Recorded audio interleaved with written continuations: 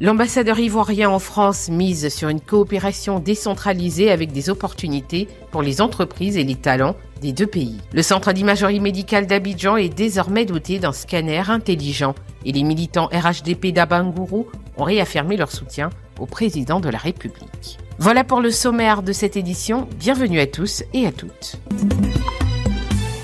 Lors des rencontres économiques de Lyon organisées par l'ambassadeur ivoirien en France, Maurice Kwaku Bandama, des partenariats innovants ont été explorés. Le 23 janvier 2025, l'ambassadeur a rencontré la première vice-présidente de la métropole pour discuter de projets dans l'économie circulaire, l'entrepreneuriat et la jeunesse. Les deux parties ont convenu de valoriser les talents ivoiriens à Lyon et de renforcer la présence des entreprises des deux régions dans des salons comme le CIRA et la Foire de Lyon. Cette rencontre marque une étape importante pour une coopération décentralisée et durable entre les deux territoires. Nous avons, avec la région Auvergne-Rhône-Alpes, de bonnes relations de coopération économique et culturelle.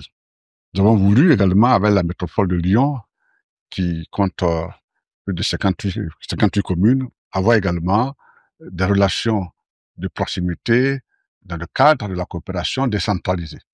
L'objectif, c'est de pouvoir obtenir des accords de partenariat entre la métropole de Lyon avec quelques communes de notre pays. Nous nous reverrons au CIRA, qui est le salon de l'alimentaire et de l'hôtellerie, mais il y a d'autres salons comme la Foire de Lyon, Polytech, Global Industrie, où bien entendu, et assez naturellement, nous pourrions mettre en lien les talents, les compétences, l'expertise, les envies d'agir de Côte d'Ivoire avec les talents, les compétences, l'expertise et les envies d'agir des jeunes, des hommes et des femmes de la métropole de Lyon. Avec un focus sur la jeunesse et l'économie verte, cette collaboration promet de nouvelles opportunités pour les entreprises et les talents, renforçant ainsi les liens économiques et humains entre la France et la Côte d'Ivoire.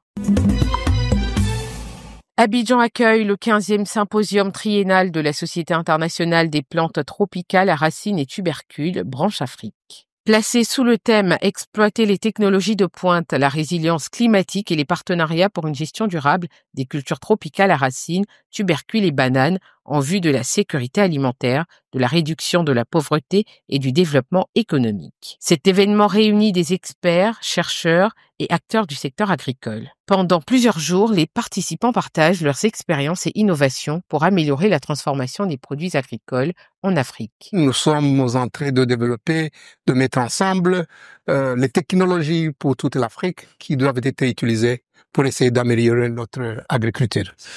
Les attentes les plus fortes, c'est l'appui financier d'abord. Le Centre national de recherche agronomique a été dit comme centre de spécialisation pour le plantain.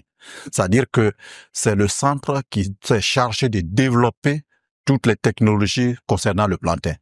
Jusqu'à présent, nous sommes restés au niveau centre de spécialisation. Nous voulons évoluer en centre d'excellence. Et ce n'est pas seulement pour la Côte d'Ivoire, c'est pour toute l'Afrique et même le monde entier. Au-delà des échanges scientifiques, ce symposium est un appel à l'action. L'Afrique doit transformer son agriculture pour mieux nourrir ses populations et dynamiser son économie. Le centre d'imagerie médicale d'Abidjan franchit une nouvelle étape en matière d'innovation médicale avec l'acquisition du scanner Testa 3. Cet équipement intègre l'intelligence artificielle pour offrir des diagnostics en temps réel.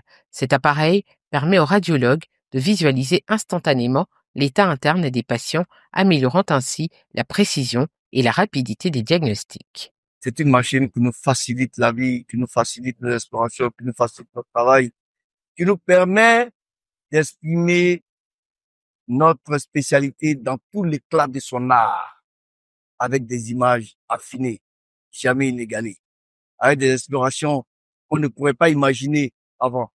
Voir un cœur humain battre en cinétique, en dynamique, en direct, c'est du jamais vu. L'introduction du scanner Testa 3 au CIMA représente une avancée significative pour le secteur médical ivoirien. Cette initiative place Abidjan à l'avant-garde de l'innovation en matière de diagnostic médical, renforçant la position du pays sur la scène médicale africaine. Une imagerie à résonance magnétique 3 Tesla, une table télécommandée pleine colonne vertébrale et un tapis d'ECG d'effort de dernière génération. Ce plateau technique ultra moderne fait de la Côte d'Ivoire un véritable hub de l'imagerie médicale en Afrique de l'Ouest. Et vous dire que désormais, ne serait-ce qu'au cours d'une seule apnée, le cycle ventilatoire, toutes les images, toutes les coupes peuvent être réalisées. C'est à ce stade que nous sommes aujourd'hui. En adoptant des technologies innovantes comme le scanner Testa 3, le CIMA démontre son engagement à améliorer continuellement les soins de santé en Côte d'Ivoire, offrant ainsi aux patients des diagnostics plus rapides, plus précis et plus fiables. Place de la solidarité d'Abangourou, la coordination régionale du RHDP a battu le pari de la mobilisation de ses militants. Objectif, rendre hommage au président Alassane Ouattara pour sa vision et les actions de développement en faveur de la Côte d'Ivoire et de l'Indénié Djoablin. Pour la population de la région Indénié Djoablin, la candidature d'Alassane est une équation que peut résoudre le plus nul des étudiants en mathématiques. Ado candidat égale construction de l'université d'Abangourou. Ado candidat égale bitumage H Abangourou de Thiers. Ado candidat égale bitumage H Apronpron-nous, Coconou. Ado candidat égale Ado président le 25 octobre 2025. Les militants de l'Indénié Djoablin placés sous la direction du ministre Siondo Fofana ont réaffirmé leur soutien indéfectible au président de la République en sollicitant sa candidature pour les élections d'octobre 2025. Cette tournée qui a débuté à Abangourou, la capitale de la région de l'Indénié Djoablin, se poursuivra à Béthié avant de connaître son apothéose à Agny-Billecro. Ainsi s'achève cette édition. Merci de l'avoir suivi. L'information se poursuit sur cette info et sur www.cetinfo.ci.